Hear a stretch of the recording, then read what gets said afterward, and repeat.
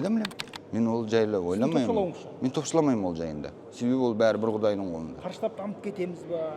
Бір Құдай біледі деймін. Бір Құдай біледі деймін. Бір Құдай біледі. Себебі тарихта неше түрлі болған.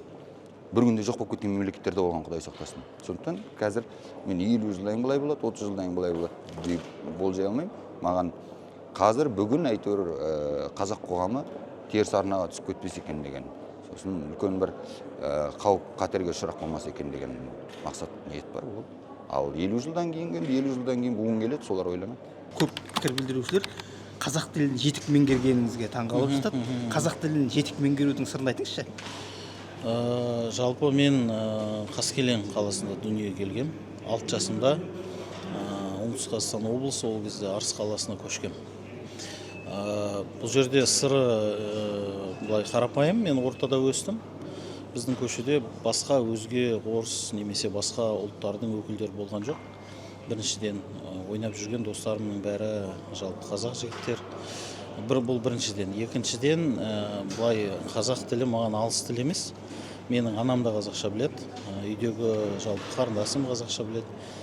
Білмеген дүниелерді келіп анадан сұрайтын.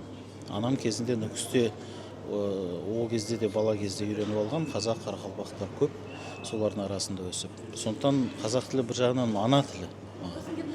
Екінші жағынан бір сол қазақ тілін білу міндет болғасын аса мақтанатын дүние емес. Өйткені маған бір кітап арқылы, бір үлкен тірлік арқылы, еңбек арқылы келген жоқ. Маған Құдайдың бір белгі берген сыйы, мен ортада өсіп, ойнап жүріп үйрендім да. Сондықтан мен көп жағдайда мына кітапты ашып отырып оқыған, жаттаған, білген жігіттерге жалпы құрметім зор. Өзіме қарағанда. Өйткені менікі ойын, олардікі таза еңбек. Мен сондай азаматтарды құрметтеймін. Бүгінде ондай азаматтар көп. Қазақ тілін үйренгісі келетін, курстарға баратын, ақша, уақыт жұмсайтын. Ал мен ондай жағдайда болған емеспін. Бірақ енді көп жұрт сүйсінеді, айтады. Енді бұны мен өзім міндет ретінде санаймын. Өзіме бір Құдайдың берген сый ретінде қабылдаймын. Сыры осы. Сөз бостандығы жөнінде жиі айтылады ғой. Дей тұрғанмен кейде сөз бостандығын желеу етіп, тым кетіксіз сұрақтар қойылып жатады. Көңіліңізге тиген, ойыңызда қалған қандай сұрақтар бар журналистер тарапынан? Қазақта сөз бар. Есік алды топшың келге келсең кел, өзің сен кел дейді. Егер мен қандай да бір сұрақтардан қорқатын болсам, қандай да бір арандатудан, не болмаса жабылған жәладан, не болмаса өзім шынымен жасаған ағаттықтардың тарапына айтылатын сындардан қорқатын болсам, мен бұл жерге келмейтін едім, үйде тыныш жататын едім. Сондықтан мен оның бәрін дұрыс қабылдаймын.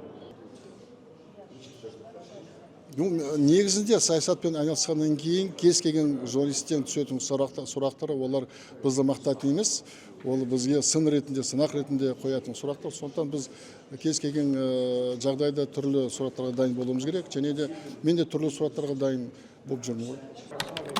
2024 жылы сіз көтерген депутаттық сауалдар, ұсыныстардың ішінде уақыт мәселесі болды.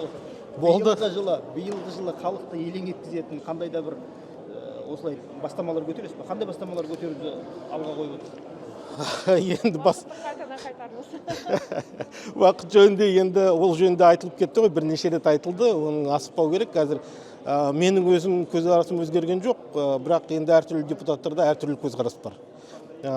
Біз өзіміз мына парламенттің ішінде, сосын жеке өзіміздің аманат фракциясының ішінде бірнеше рет отырыс өткіздік осы мәселе жөнінде.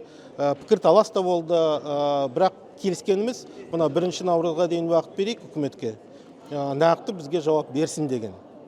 Сондықтан мен енді содан бері өзімнің көзқарасымды айтпай жүрмін. Себебі бізде енді партиялық осындай не бар ғой, әлгі тәртіп.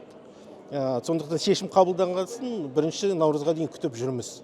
Енді уақыт сіздің бастамаңызбен, сіздің ұсынысыңызбен болған дүние қоғамдық талқыға қатты түсті. Әлі күнге бұл енді талқыланып жатыр, талқыланады. 25 жылы осындай бастамалардан. Оны мен жасаған кезде сонда айтам. Қазір ертерек ондайды айтуға.